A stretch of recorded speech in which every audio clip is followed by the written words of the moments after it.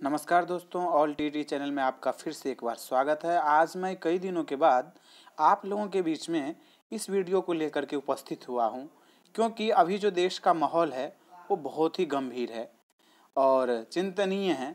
लेकिन मैंने सोचा कि आप लोग घर पे ही हैं, तो ज़्यादा से ज़्यादा जो मैं टीईटी के लिए सोशल साइंस के अंतर्गत जो वीडियो बना रहा हूं, उसको आप लोग घर पर ही देखें और समझने की कोशिश करें, क्योंकि यहीं से प्रश्न आता है। तो अब जितने भी वीडियो बचे हुए हैं, अब मैं चैप्टर बाय चैप्टर जल्दी से जल्दी आप लोगों को प्रोवाइड करवाऊंगा। तो 9वां चैप्टर जो था उसका एक भाग मैंने पहले ही अपलोड कर दिया था, दूसरा भाग लेकर के अभी आप लोगों के बीच में उपस्थित हुआ हूं। तो तीर्थयात्रियों की जिज्ञासा के बारे में हम आज जानेंगे कि तीर्थयात्रियों के अंदर में क्या जिज्ञासा थी, उसे हम जानते हैं। तो कह रहा है कि व्यापारी काफिलों में तथा जहाजों पर दूर दूर जाया करते थे। बहुत से तीर्थयात्री भी उसके साथ यात्रा पर निकल पड़ते थे। तो यहाँ पर देखिए, जो तीर्थयात्री होता था उसके बारे में कहा गया है कि वो दूर दूर तक जाते थे। बहुत से तीर्थयात्री भी उसके साथ यात्रा पर निकल जाते थे। जब एक दूसरा जैसे किसी चीज़ का काफिला होता है, उसमें 5 लोग होते हैं, तो आगे जब वो लोग आगे बढ़ते हैं तो उसमें 5 लोग और जुड़ जाते हैं। तो इसी प्रकार से वो बहुत बड़ा ही काफिला हो जाता था। अब तीर्थयात्री जो होते थे उसके बारे में कहा गया कि तीर्थयात्री वे स्त्री पुरुष होते हैं जो प्रार्थना के लिए पवित्र स्थानों की यात्रा किया करते हैं। आगे है आपका कि इसी तरह भारत की यात्रा पर आया चीनी बौद्ध तीर्थयात्री फाशियन काफी प्रसिद्ध है। वह करीब 1600 साल पहले आया। श्वेनसांग 1400 साल पहले भारत आया और उसके करीब 50 साल बाद इत्सिंग आया। इस यहाँ से प्रश्न आता ही है कि फाशियन जो है वो कब तीर्थ यात्रा के लिए आया था। तो आप लोग इसको जरूर रट लीजिएगा।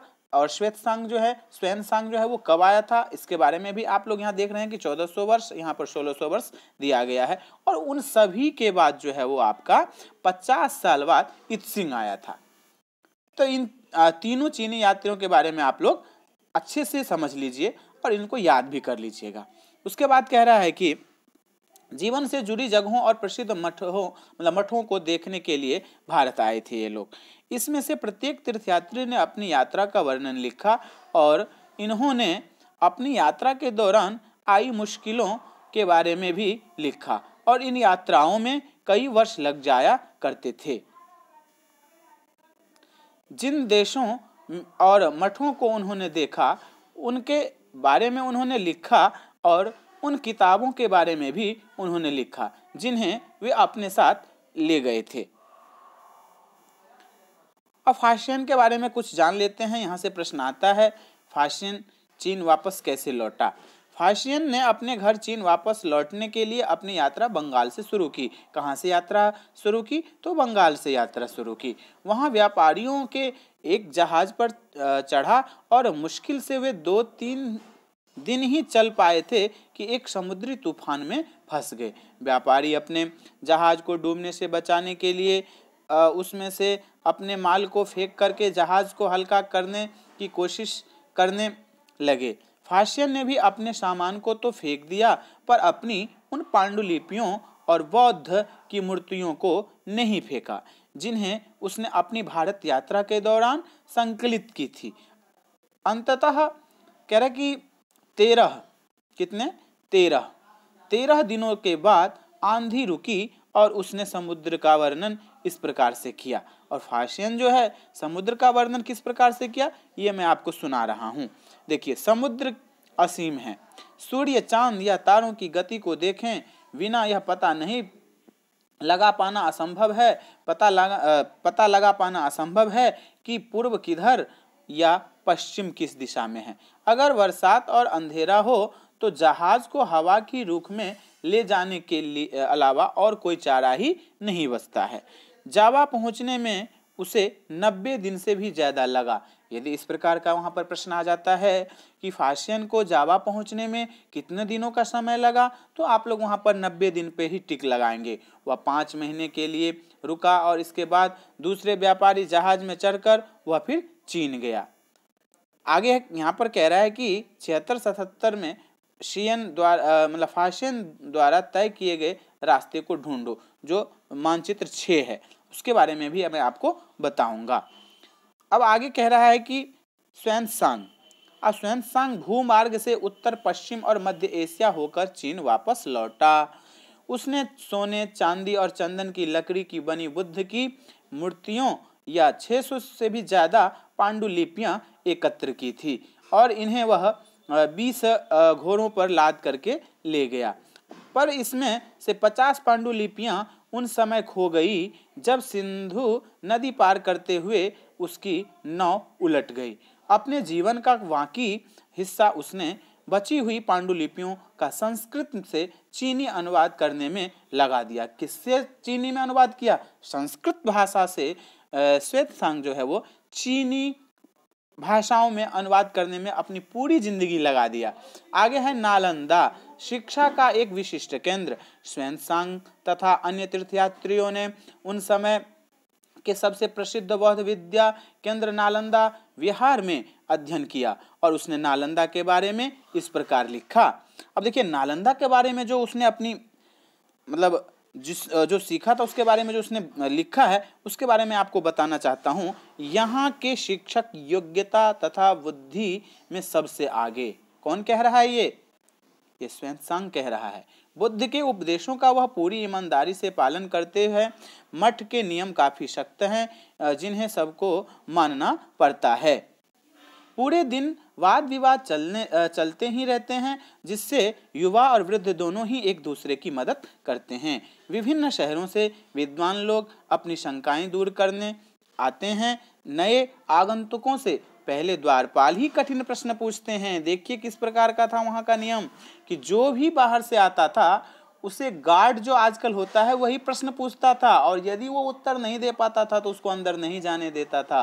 उन्हें अंदर जाने की अनुमति तभी मिलती थी जब वे द्वारपाल को सही उत्तर दे पाते हैं। 10 में से 7-8 सही उत्तर नहीं दे पाते हैं।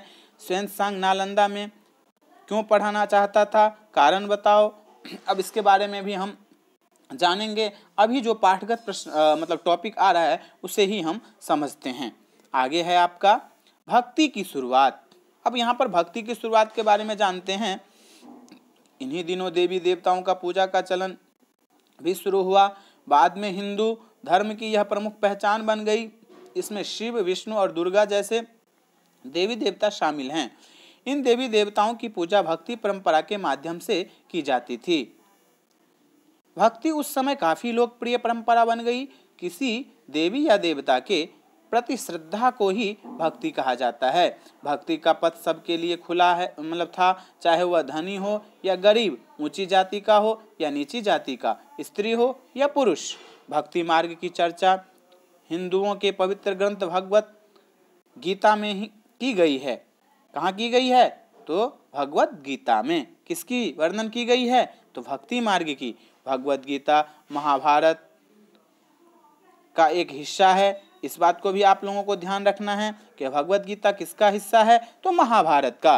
भगवान अपने भक्त और मित्र अर्जुन को सभी धर्मों को छोड़ करके उनकी शरण में आने का उपदेश देते हैं, क्योंकि केवल कृष्ण ही अर्जुन को सारी बुराइयों से मुक्ति दिला सकते हैं। पूजा का यह रूप धीरे धीरे देश के विभिन्न भागों में फैलने लगा। भक्ति मार्ग अपनाने वाले लोग आडंबर के साथ साथ पूजा पाठ करने के बजाय ईश्वर के प्रति लगन और व्यक्तिगत पूजा पर जोर देते थे।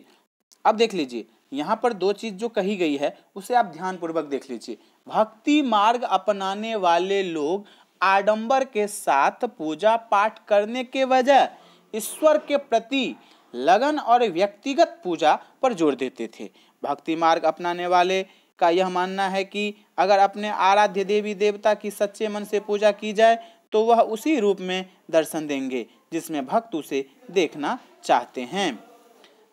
आगे है आपका, इसीलिए आराध्य देवी देवता मानव के रूप में भी हो सकते हैं या फिर सिंह, पेड़ या अन्य किसी भी रूप में। जैसे जैसे इस विचार को समाज द्वारा स्वीकृति मिलती गई, कलाकार देवी देवताओं की एक से बढ़कर एक खूबसूरत मूर्तियां तैयार करने लगे। अब देख लीजिए, मूर्ति को भी मैं दिखा देता हूं आप लोगों को। ये देखिए, ये रहा मूर्ति, इस तरह से बनाया जाता था। ये देखिए यहाँ पर वाराह, किसका मूर्ति है ये? वाराह के रूप में विष्णु एरन मध्य प्रदेश की यह शानदार मूर्ति विष्णु के वाराह रूप में की गई है। पुराणों के अनुसार जल में डूबी पृथ्वी को बचाने के लिए विष्णु ने वाराह रूप धारण किया था और यहाँ पृथ्वी को एक स्त्री के रूप में दर्शाया गया है। इसे भी आप लोग ध्यानपूर्वक देख लीजिए। आगे है आपका भक्ति। अब भक्ति के बारे में जानते हैं कि भक्ति क्या है। अब भक्ति देखिए, भक्ति भज शब्द से बना है। किस शब्द से बना है? भज शब्द से, जिसका अर्थ विभाजित करना है। जिसका अर्थ क्या है? विभाजित करना, हिस्सेदारी होता है। इसका अर्थ यह है कि भक्ति भगवान और भक्त के बीच परस्पर एक अंतर्गत संबंध है। भक्ति भगवत या भगवान के प्रति झुकाव है। भगवत का एक अर्थ यह भी है जो अपने ऐश्वर्य तथा सुख को भक्तों के साथ बांटता है, यानी भक्त या भगवान अपने देवी देवताओं के भाग का हिस्सेदार होता है। आगे है आपका एक भक्त द्वारा लिखी गई एक कविता। अधिकांश भक्ति साहित्य हमें यही बताते हैं कि धन ऐश्वर्य या ऊंचे पद के जरिए कभी ईश्वर से आत्मीयता नहीं बन सकती। करीब 1400 साल पहले श्री भक्त अप्पार द्वारा तमिल में लिखी एक कविता का यह एक अंश है। अप्पार एक विल्लाल था। क्या था अप्पार? एक विल्लाल था। विल्लाल के बारे में भी हमने पहले पढ़ा है, उसे आप ध्यानपूर्वक देख लीजिएगा। यहाँ पर कह रहा है कि नष्ट होते अंगों वाला कुष्ठ रोगी, ब्राह्मणों की नजर में निचली जाति का व्यक्ति, कूड़ा करकट बटोर कर अपनी जीविका चलाने वाला इंसान, अगर ये लोग भी गंगा को अपनी जटाओं में छिपा लेने वाले शिव के दास बन जाएं तो मैं उनकी आराधना करूंगा। देखिए किस प्रकार से उन्होंने लिखा है अपनी वेदना को, क्योंकि वे मेरे ईश्वर के समान है। अब यहाँ पर देखिए कह रहा है कि देवी देवताओं का विशेष सम्मान होता था, इसीलिए विशेष जगहों पर ही इनकी मूर्तियों को रखा जाता था और इन स्थानों को ही मंदिर कहते हैं। अध्याय 11 में हम इन मंदिरों के बारे में जानेंगे। भक्ति परंपरा ने चित्रकला, शिल्पकला और स्थापत्य कला के माध्यम से अभिव्यक्ति की प्रेरणा दी है। आगे हम हिंदू को जानते हैं। हिंदू क्या है? हिंदू शब्द इंडिया शब्द की तरह ही सिंधु या इंडस से निकला है। यह शब्द अरबों तथा ईरानियों द्वारा उन लोगों के लिए उपयोग किया जाता था जो सिंधु नदी के पूर्व में रहते थे। यही शब्द उनके धार्मिक विश्वास तथा सांस्कृतिक परंपराओं के लिए भी प्रयुक्त होता था। आगे है आपका अन्यत्र। अन्यत्र के बारे में जान लेते हैं कि अन्यत्र क्या कहता है। करीब 2000 साल पहले पश्चिमी एशिया में ईसाई धर्म का उदय हुआ था। ईसा मसीह का जन्म बेथलेहम में हुआ। ये बिल्कुल महत्वपूर्ण जानकारी है। ईसा मसीह का जन्म कहाँ हुआ था? तो बेथलेहम, जो उस समय रोमन साम्राज्य का हिस्सा था। किसका हिस्सा था? रोमन साम्राज्य का। ईसा मसीह के स्वयं को इस संसार का उद्धारक बताया। उन्होंने दूसरों को प्यार देने और उसी तरह दूसरों पर विश्वास करने का उपदेश दिया, जिस तरह हर व्यक्ति दूसरों से प्यार और विश्वास की उम्मीद करता है। बाइबल में ईसा मसीह के उपदेश की बातें लिखी है। यहाँ इसका एक अंश दिया गया है। धन्य है वे लोग जो धर्म और न्याय के लिए भूखे प्यासे रहते हैं, उनकी कामनाएं पूरी होगी। ये दयालु हैं वे धन्य हैं, क्योंकि उन्हें दया मिलेगी। धन्य है वे जो दिल से पवित्र हैं, क्योंकि वे ईश्वर के दर्शन कर सकेंगे। धन्य है वे जो शांति स्थापित करते हैं, वही ईश्वर की संतान कहलाएंगे। और आगे देखिए कह रहा है कि ईसा मसीह के उपदेश साधारण लोगों को बहुत पसंद आए।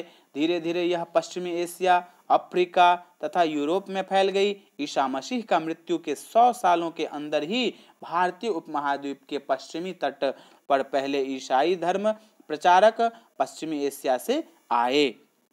अगला है आपका, कहते हैं कि 76-77 पृष्ठ पे देखा और पता लगाओ कि रास्ते में ईसाई धर्म प्रचारक भारत आए होंगे। तो ये मानचित्र में हमें देखना होगा। आगे है केरल के ईसाइयों को सीरियाई ईसाई कहा जाता है। ये प्रश्न आ सकता है, इसको आप लोग ध्यान से याद कर लीजिए, केरल के ईसाई को क्या कहा जाता था? सीरियाई ईसाई, क्योंकि संभवतः वे पश्चिम एशिया से आए थे और वे विश्व के सबसे पुराने ईसाइयों में से हैं। आगे है आपका प्रश्न उत्तर। मैं तो आपको यहाँ पर बता ही देता, लेकिन मैं चाहता हूँ कि आप इसका आंसर कमेंट बॉक्स में जरूर डालें। उपयोगी शब्द के बारे में जानते हैं। व्यापारी के बारे में हमने पहले ही भाग में पढ़ लिया है। मोवेंदार के बारे में भी पढ़ लिया है। रास्ता या मार्ग के बारे में भी हमने जान लिया। रेशम के बारे में भी, कुषाण के बारे में भी हमने जाना।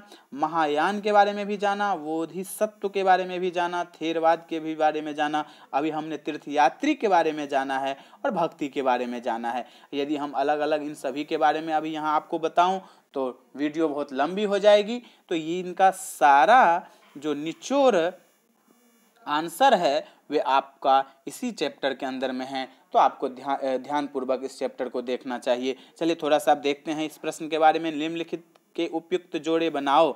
अब दक्षिणापथ के स्वामी कौन था? जब हम इस पाठ को पढ़ेंगे तो आपको अपने आप ही इसका आंसर मिल जाएगा। अभी जो हमने पढ़ा है xuanzang, अब ये कहाँ का था? तो देखिए चीन यात्री, मतलब बहुत ही आसान है। अब ये जो दक्षिणापथ के स्वामी था वो सातवाहन। मैं सारा इसका आंसर आपको बता दूंगा, लेकिन मैं अभी आपको नहीं बताऊंगा। आप इसका आंसर कमेंट बॉक्स में जरूर डालें और बार बार इस चैप्टर को देखें। धन्यवाद। अगला चैप्टर में लेकर के फिर आप लोगों के बीच में उपस्थित होऊंगा। चैनल को सब्सक्राइब करें, लाइक करें और शेयर करें। धन्यवाद।